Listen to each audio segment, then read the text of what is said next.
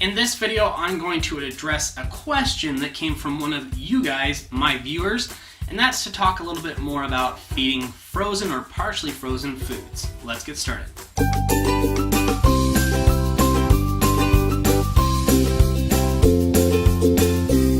Welcome to the channel, everybody. My name is Scott, the Dog Dad from DogDadOfficial.com, and if this is your first time on the channel, please click the subscribe button and the little bell notification icon so that you get notified about future videos.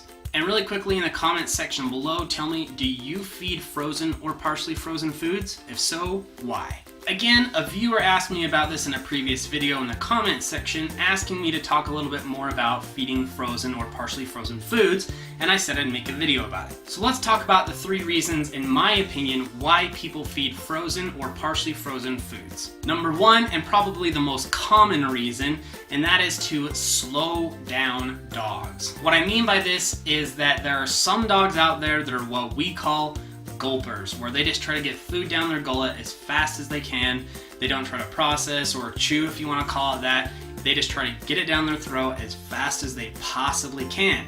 And if that food is frozen, it makes that more difficult, makes them slow down and spend more time on that food, so it encourages them again to slow down and not try to gulp that food down. Number 2, to mellow out the flavor and or texture of foods. A lot of the time dogs have aversions to new foods, or maybe they are just picky eaters, and a lot of the time freezing or partially freezing that food can really help. The reason for this is that there's 2 main reasons why that bothers dogs, at least in my experience, and that is the texture bugs them, or the flavor is intense or weird or something to that effect. Feeding food partially frozen solves both of those problems. It's obviously going to change the texture of the food because it's partially frozen, and the fact that it is partially frozen does mellow out that flavor a little bit.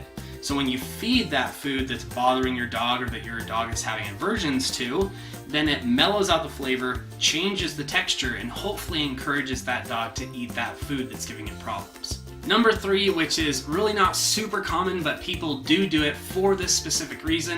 I've done it before on certain days, and that is to cool down hot dogs. There have been heat waves all over the place. There have been heat waves here in my town, and sometimes, no matter what you try, the dogs are just dying. In some of these cases, what you can do to cool down those hot dogs is try and provide them with some frozen or partially frozen foods. This is going to benefit them in a big way by trying to bring down their body temperature from the inside out with that frozen food. Now, obviously, this is not going to help something like a dog that is having a heat stroke or anything like that.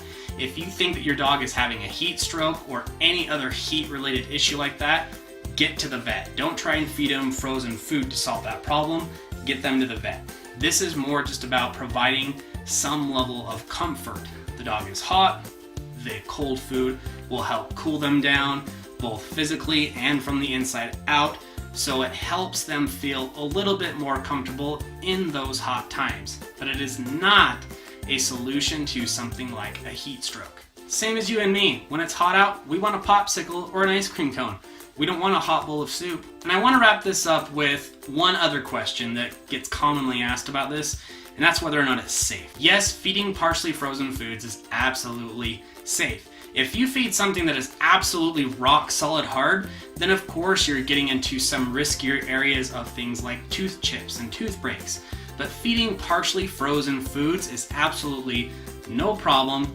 I've done it for years on one level or another, sometimes even when I don't mean to, just because of how long I had the food defrosting, and I know lots of other people that do it. It is absolutely safe. Just keep in mind that if it's rock hard frozen, it could cause chips. To learn more about or even get started with raw feeding, check out my free 7 simple steps to raw feeding and other raw feeding resources in the description box below. But most importantly, remember that you don't have to be perfect to be an amazing dog owner. You just have to do your best every day and try to improve as you go forward. Peace.